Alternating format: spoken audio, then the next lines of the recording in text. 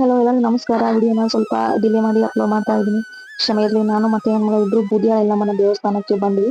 ಈ ದೇವಸ್ಥಾನ ಬಂದ್ಬಿಟ್ಟು ಬಿಜಾಪುರ ಡಿಸ್ಟಿಕ್ ಅಲ್ಲಿ ಇರೋದು. ಇಲ್ಲಿ ಇವತ್ತು ಪೂಜೆ ಇಟ್ಕೊಂಡಿರೋದು ನಮ್ಮ ಮನೆಯವ್ರ ಕಾಕ ಮತ್ತೆ ಚಿಕ್ಕಮ್ಮ. ಅವರೇ ಇವತ್ತು ಅದೇ ನಮಸ್ಕಾರ ಹಾಕಿದ್ರು. ಬಟ್ ನಾವು ಬರೋ ಅಷ್ಟರಲ್ಲಿ ಆಲ್ಮೋಸ್ಟ್ ಮುಗ್ದು ಹೋಗಿತ್ತು ಎಲ್ಲ ಅದೇ ನಮಸ್ಕಾರ ಹಾಕೋದು.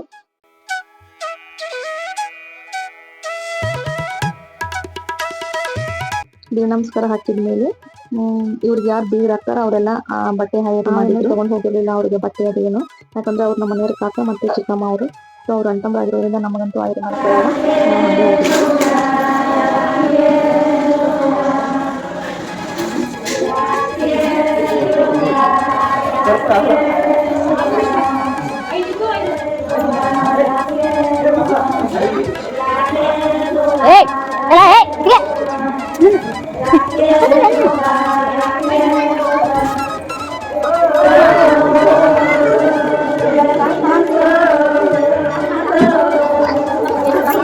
ಬಟ್ಟೆ ಆಯ್ರಿ ಆದ್ಮೇಲೆ ಇಲ್ಲಿ ಮತ್ತೆ ಒಂದು 9 ಜನ ಹೆಲ್ಲಮ್ಗಳನ್ನ ಕರ್ಸಿದ್ರು. ಅವರೆಲ್ಲ ಅಡ್ಲಿಗೆ ತುಂಬಿದ್ರು. ಅಡ್ಲಿಗೆ ತುಂಬಿಟ್ಟು ಪೂಜೆ ಎಲ್ಲ ಮುಗಿಸ್ಕೊಂಡ್ರು.